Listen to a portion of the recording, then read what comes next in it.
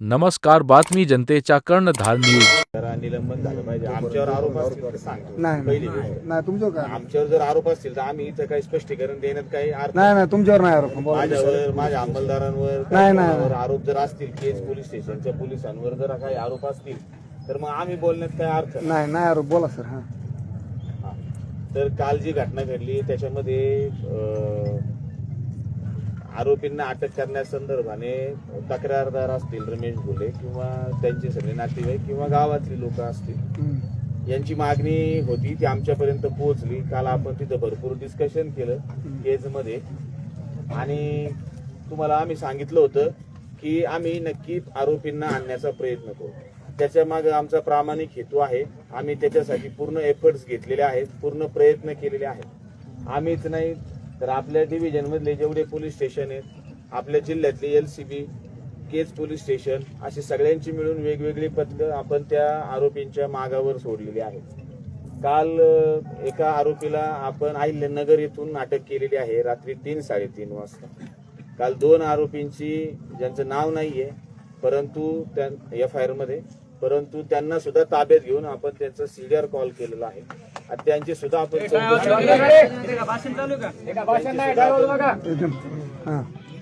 त्यांची सुद्धा आपण चौकशी करून मग त्यांच्यावर अटकेली. जसं तुम्ही म्हटले होते की आपल्याला विनाकारण कोणाला याच्यामध्ये घ्यायचं नाही आणि याच्यामधलं कोणाला सोडायचं. आता एकूण ह्याच्यात मेन आरोपी किती अटक झाले? चर्चा नाही, मला बोलू द्या. नंतर मग तुम्ही 2-4 जण येऊन माझ्याशी काय बोलायचे ते बोला. हे कसं आहे, 100 तोंडांनी मला एकट्याला उत्तर नाही देता येणार. बरोबर आहे की नाही, तेवढं मला शक्य नाहीये. 2-4 तुमचे प्रतिनिधी असतील, या इथं बोला, तिथं बोला, तिथं बोला, जिथं बोलायचं तिथं बोला, जिथं यायचं तिथे मी येतो. आणि प्रामाणिक प्रयत्न केज पोलिसांनी केलेले आहेत.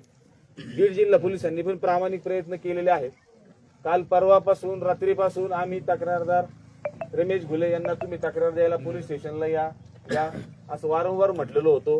त्याच्यानंतर पण त्यांच्या घरात अशी दुःखद घटना असल्या कारणाने त्यांचा भाऊ ऍडमिट असल्याने ते येऊ शकले नाही. तर आम्ही आमचे पोलीस अधिकारी पाठवले तक्रार देण्यासाठी.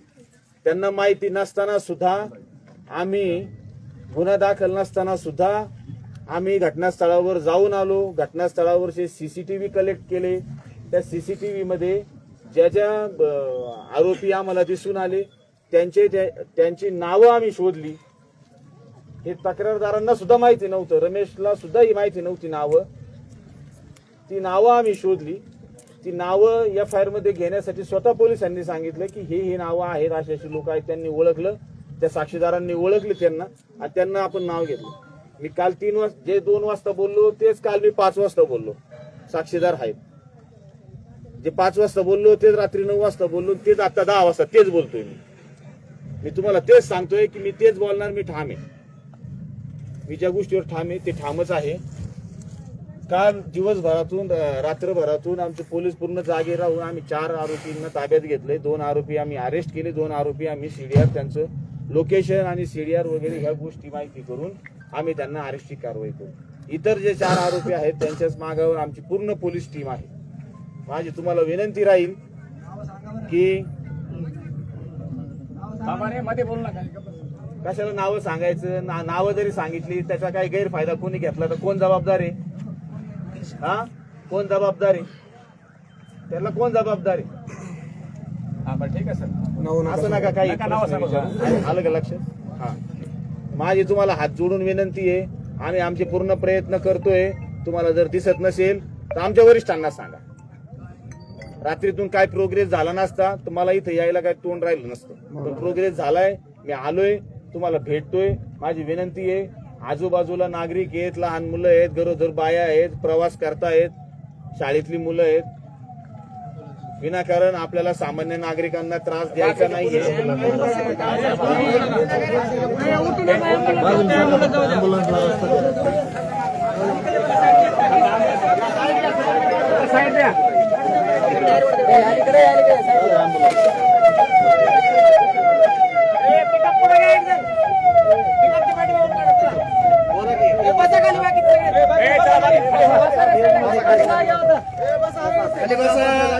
जसे आहेत तसे खाली बसा. आता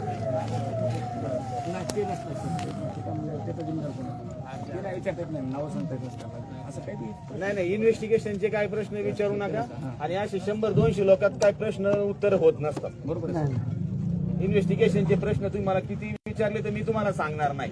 तो माझ्या कामाचा आणि कायद्याचा भाग आहे. ते तुम्ही मला विचारू नका, मी तुम्हाला ते सांगणार पण नाही. वकील साहेब आहेत, त्यांना माहिती काही गोष्टी. माझी तुम्हाला विनंती राहील, नागरिक येणारे जाणारे त्यांना असं करू नका. विनाकारण आपण कोणी कायदा हातात घेऊ नका. पोलीस प्रशासनाला मदत करा, कोऑपरेट करा, वेळ द्या. नक्की आम्ही काम करतोय, तुम्हाला दिसतंय काम. याच्यामध्ये या गोष्टीमध्ये तुम्ही 10-10, 20-20 पोलीस रस्त्यावर उभे आहेत. थांबा मावशी एक मिनिट.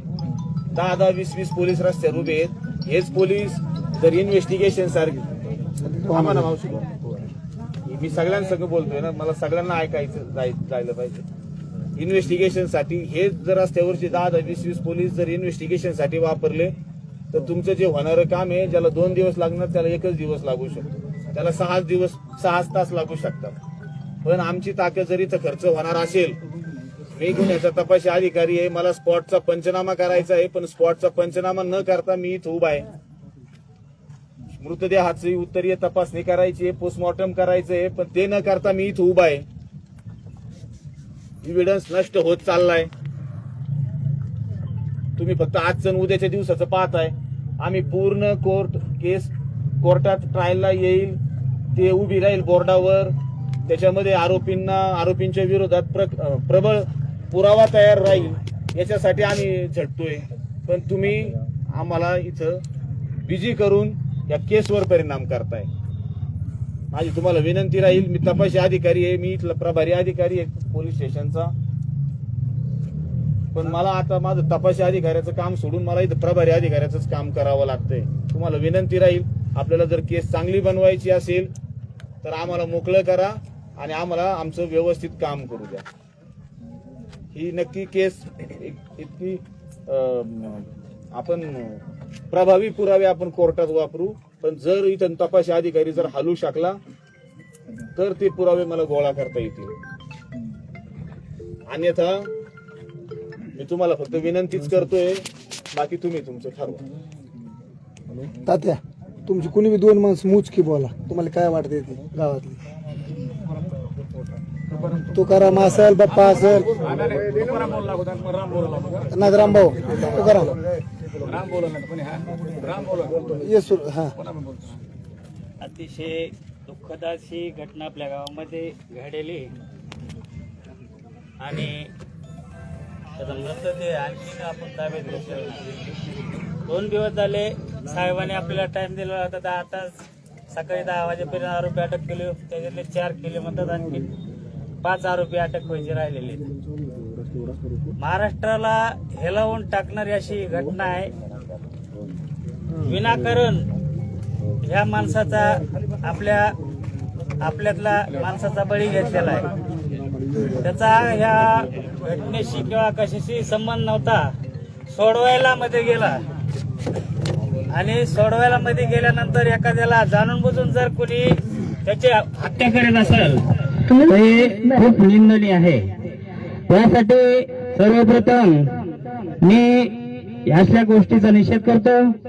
तसेच आपले केचे पीआय उन्होंने साहेब यांनी आता मार्गदर्शन केलेले आम्हाला पण कळतंय, साहेब आरोपी पकडणं एवढं सोपं नाही, परंतु जेवढं कोशिश करता येईल कारण पोलीसचे हात खूप लांब असतात, सगळ्याला माहिती.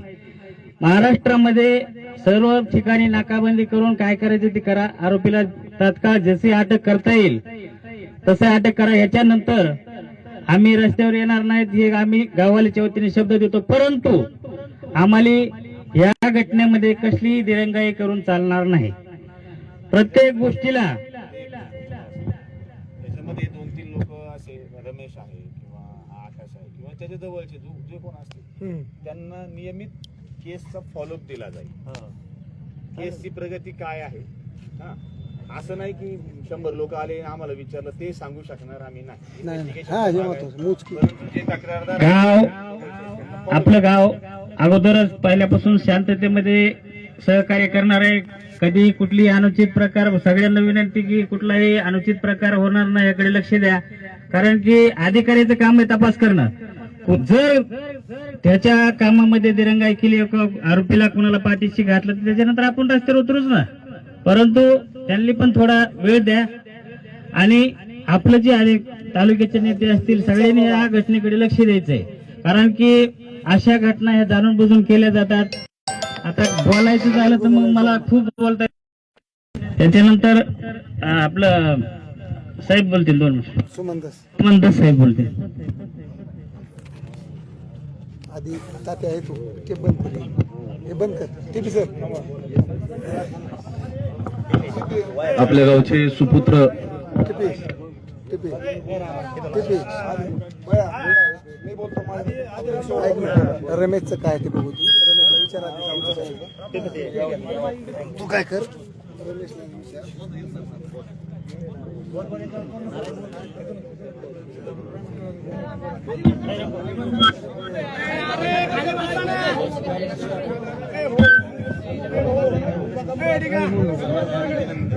सर्वांना विनंती करतो मी हात जोडून सर्वांनी खाली बसायचं. सर्व आवाज येऊ देऊ नका, सगळे शांत बसा.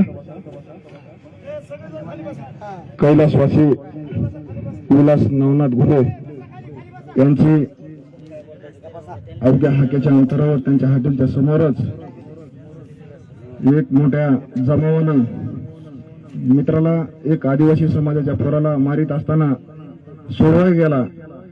सोडवाय जनावरांवर जर अशी क्रूरपणे अमानवी अशी हत्या केली त्यांनी आणि त्याला जीवांशी घालविलं, हे दुःख आम्ही कधी ते सहन करणारे नाहीत. शक्य नाही ते सहन होणं. पण आम्ही कायदा हातात घेणार नाहीत. अधिकाऱ्यांच्या विश्वास ठेवतो. आम्हाला साहेब विनंती, आम्हाला न्याय पाहिजे.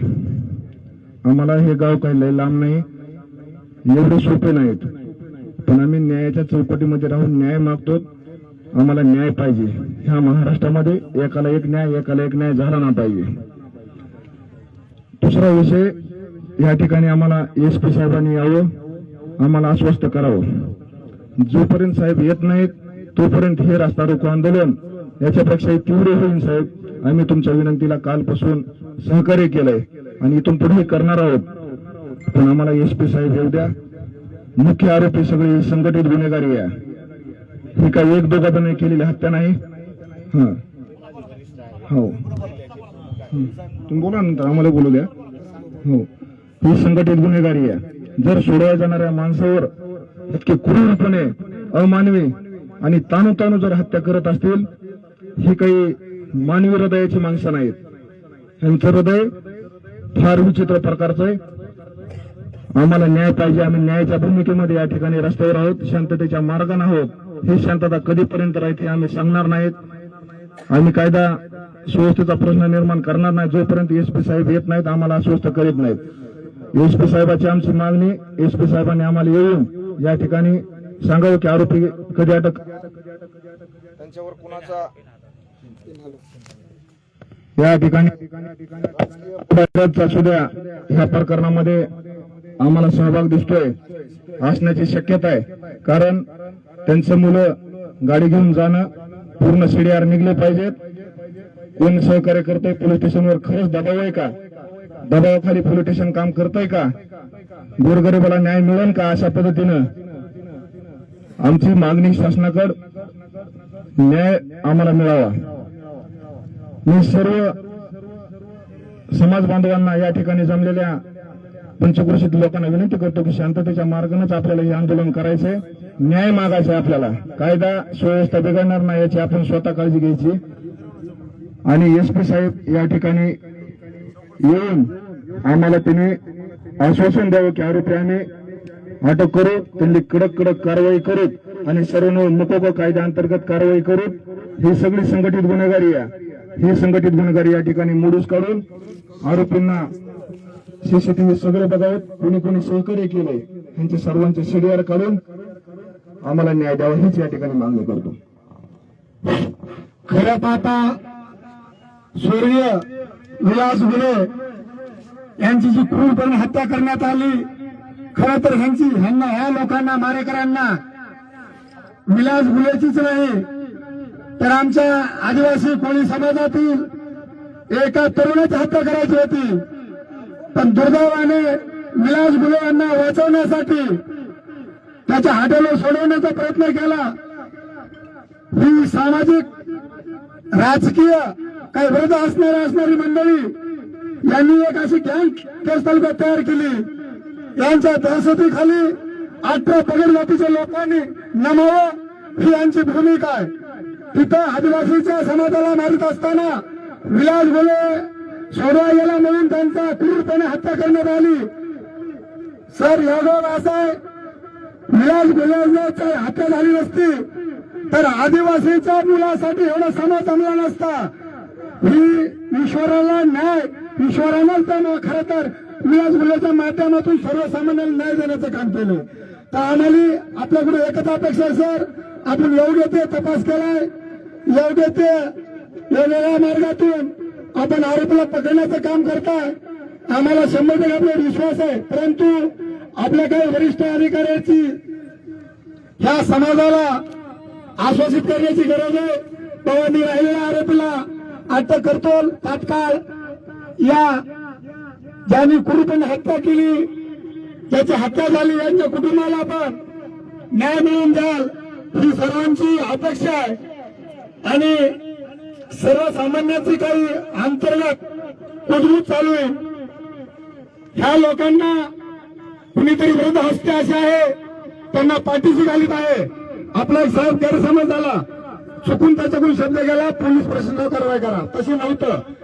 जी विरोध हस्ते नामांकित पुढारी, त्याचे कोणी वंशावर, त्यांचे कोणी पुढारी असेल, ज्या आरोपीला पाठीशी घालून सर्वसामान्यावर दहशत पसरवण्याचं काम करतात, ही क्रूरपणे हत्या करण्याचं काम केलं, त्याचाही काही तपास आपल्याकडून होत असेल तर तपास करावा. आणि आपल्याला एक विनंती, आपण वरिष्ठ अधिकाऱ्याला पाचारण करून या समाजाला आश्वासित करण्याचा प्रयत्न करावा. यानंतर मी संजय महाराज केदार यांना विनंती करतो की आपण श्रद्धांजली 2 शब्द बोलू. आज या ठिकाणी दुर्दैवी दुःखद घटना झालेली आहे.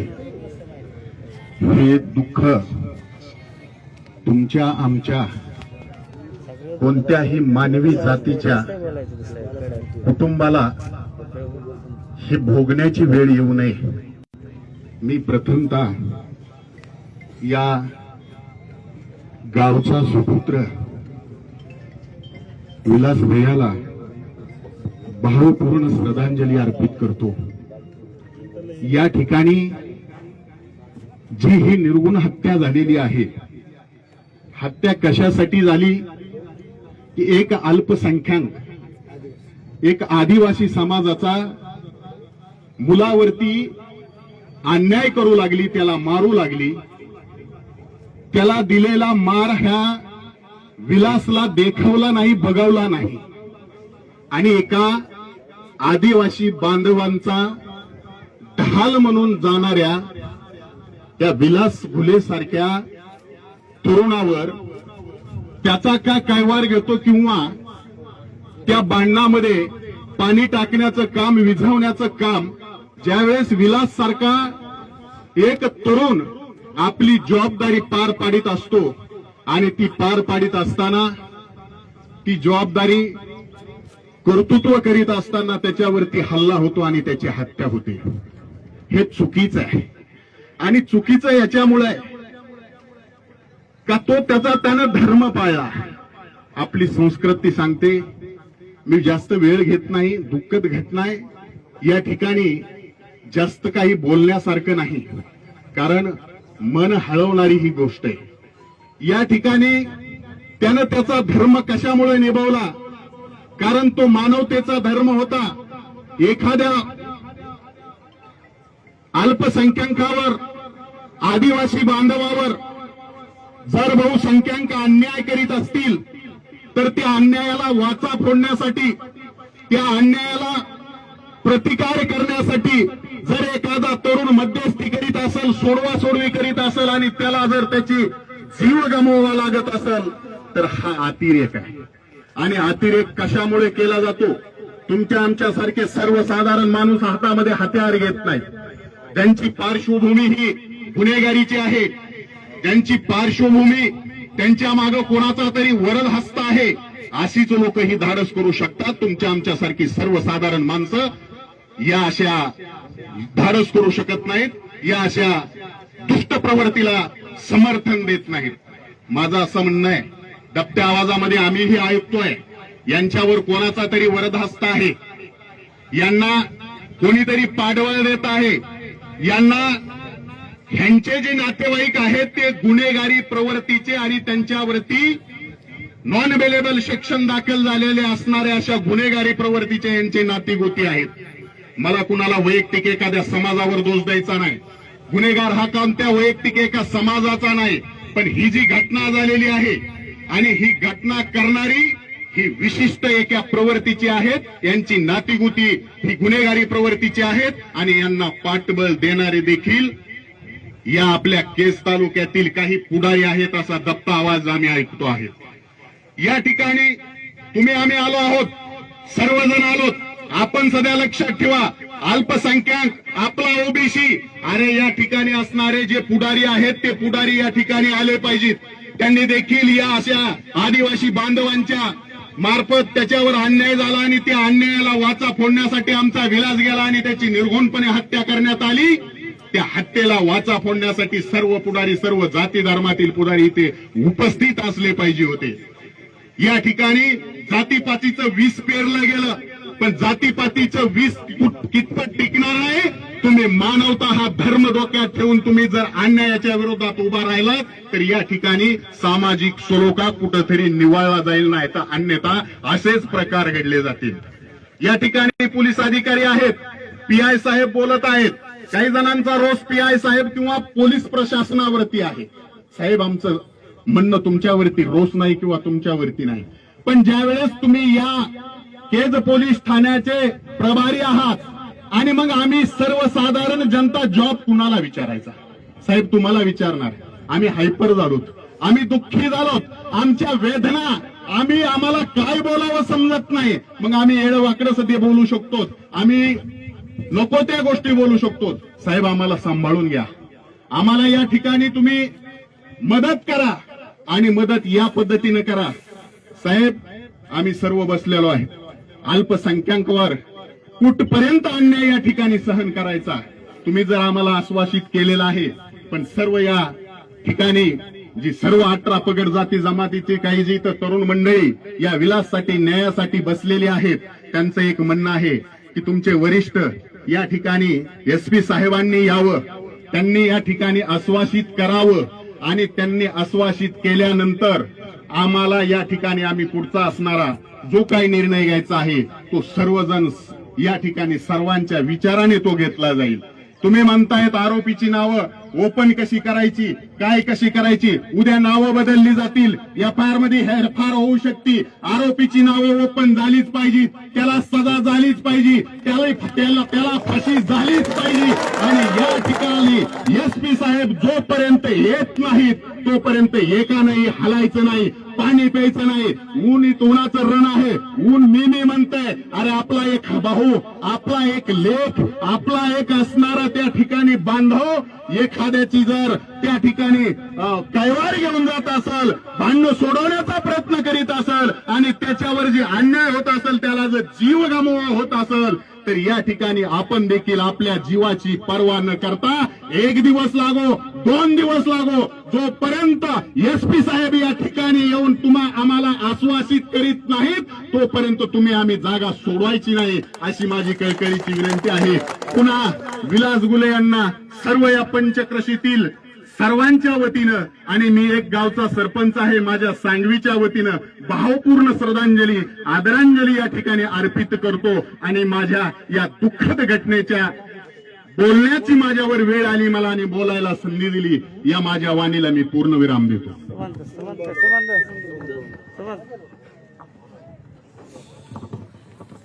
स्वर्गवासी विलास घुले यांच्या आरोपींना तात्काळ अटक करावी या मागणीसाठी